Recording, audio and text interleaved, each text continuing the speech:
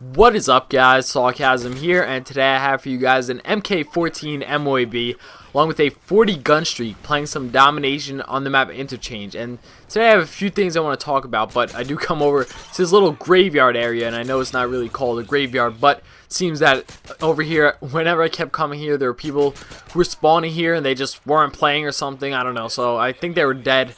So I'm going to call this the graveyard area, but yeah, so onto the class setup that I'm using. This is the MK14 with the silencer and extended mags. Now, I don't really use the MK14 too often, and it definitely is one of the more underrated guns in the game, especially with the specialist bonus, because this gun, when paired with all the proficiencies, which you get when getting the specialist bonus, is really is very good. It's a monster, pretty much. So the reason for this is because, you know, you get kick and focus, and you can also have the 2 attachment proficiency, which I think is pretty necessary when going for MOABs.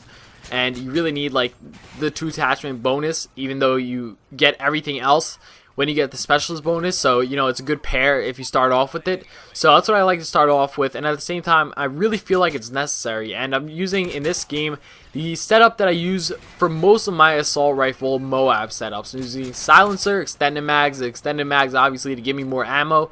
And usually I'll play ground war, so, you know, it will help me take out more enemies at once without having to reload.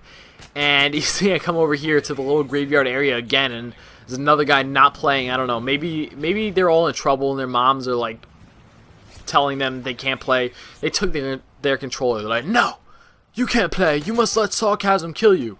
So I think that's what they did.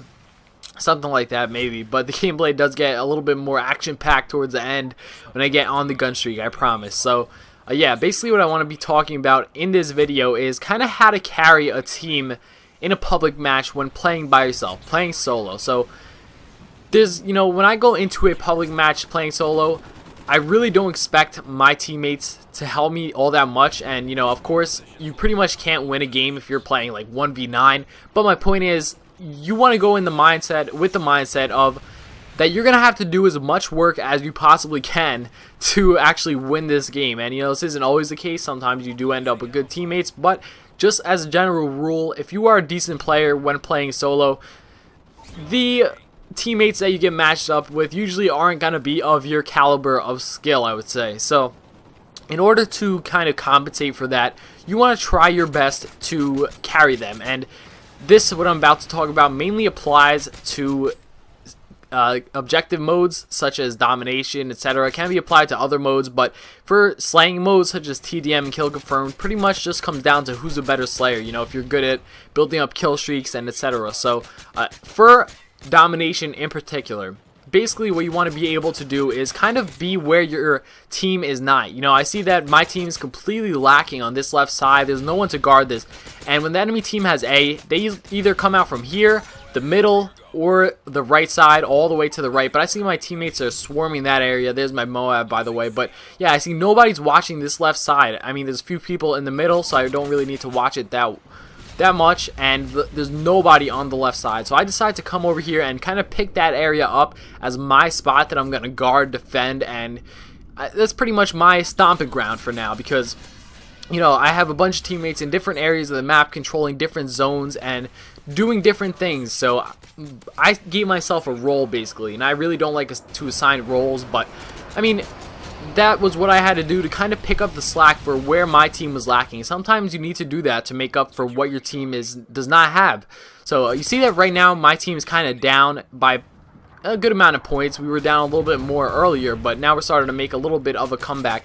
And I noticed that their team is spawning at C. Obviously they have the C flag, but my team starts to push up to C. So rather than just directly hop on the flag, I start to clear the way for my team and, you know, try to pick off the guys trying to get to them, so as to help my team capture as much as possible. And, you know, you don't always get teams that hop on flags, in which case you're going to have to be the one to capture the flag, but in this case they were hopping on the flag, so I decided to, you know, actually help them. So we were able to capture the flag, and then pretty much I, you know, began spawn trapping them, because, you know, domination is a pretty good game type to spawn trap as long as you have 2 flags. And then this is what we did. This is what you want to do when playing solo, because it's the best way to actually maintain the enemies in one spot and pretty much ensure that you're going to be able to secure the win. So that's pretty much what I was doing for the rest of the game, and I die there, get sniped off, but you see that we do win the game, so it was a pretty good comeback. Anyway guys, I hope you enjoyed this video. If you hated it, be sure to dislike it, leave some hateful comments,